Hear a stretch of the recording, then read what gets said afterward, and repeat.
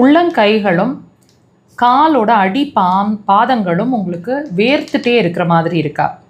அதிகமாக வேர்வை, அதாவது நிறைய ஸ்வெட்டிங்ஸ் இருக்குது. பாடியில் இருக்கிற ஸ்வெட்டிங்ஸை விட கம்பேரிட்டிவாக பார்த்திங்கன்னா அடிக்கடி ஸ்வெட்டிங்ஸ் இருக்கிற மாதிரி இருக்குது. எப்போவுமே வேர்த்துட்டே இருக்கிற மாதிரி இருக்குது. இந்த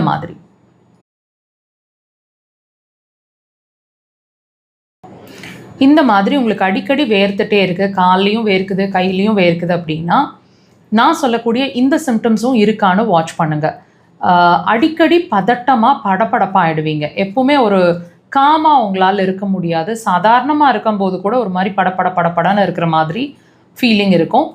உங்களோட ஹார்ட் பீட் கூட கொஞ்சம் டிஃப்ரென்ஸ் இருக்கிற மாதிரி, நல்லாவே ஒரு பீட்டிங்ஸ் வந்து எப்பவுமே ஜாஸ்தியாக இருக்கிற மாதிரி ஃபீல் பண்ணுவீங்க.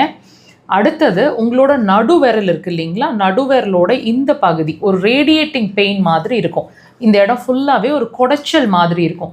ஒரு கையில் இருக்கலாம் அல்லது 2 கையில் மாறி மாறி இருக்கலாம். சில நேரங்களில் வச்சு படுத்தோம், மரத்து போன மாதிரி ஆயிடுச்சு கைகள், உள்ளங்கைகள் மட்டும் அப்படின்னு ஃபீல் பண்ணுவீங்க. அல்லது கை ஃபுல்லாகவே ஒரு மாதிரி மரத்து போன மாதிரி இருக்குன்னு ஃபீல் பண்ணுவீங்க. சில நேரங்களில் ஜாயிண்ட்டுக்கு வலிக்கிற மாதிரியோ விரல்கள்லாம் மரமரப்பாவோ தெரியும். தலை ஃபுல்லாக ஒரு ஹெவினஸ், அதாவது ஒரு வெயிட்டாக இருக்கிற மாதிரி இருக்கும்.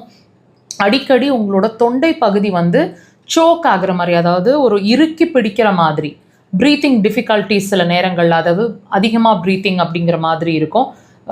மேல் மூச்சு அப்படிங்கிற மாதிரி அதிகமாக இருக்கும். உடம்பு ஃபுல்லாகவே ஒரு வலி அண்ட் எனர்ஜி லாஸ், ரொம்ப வீக்காக டயர்டாக இருக்கிற மாதிரி இருப்பீங்க. இதெல்லாம் இருக்குங்க. முக்கியமான விஷயம், உங்களோட நெஞ்சு பகுதியிலையோ முதுகு பகுதியிலையோ கேஸ் பிடிச்ச மாதிரி, அங்கங்கே பிடிச்ச மாதிரி இருக்கும். சுருக்குன்னு குத்துற மாதிரியோ அல்லது உங்களோட செஸ்ட் போர்ஷன் ஹெவியாக இருக்கும். இதெல்லாம் ரொம்ப விட முக்கியமான விஷயம். உட்கார்ந்து எந்திரிக்கும் போதோ அல்லது பெட்லேருந்து எந்திரிக்கும் போதோ ஒரு செகண்ட் தள்ளுற மாதிரி இருக்கும். கிடினஸ்னு சொல்லுவாங்க.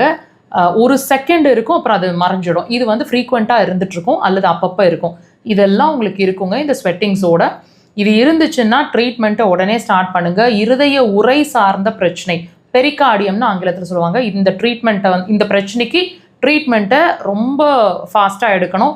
இதை சிம்டம்ஸாக எடுத்துகிட்டு இதை வந்து நம்ம ஃப்ரீயாக விட்டுட்டு இருந்தோம்னு சொன்னால் இருதயம் வரைக்கும் கூட பாதிக்கிறதுக்கான வாய்ப்புகள் அதிகம். Think about it.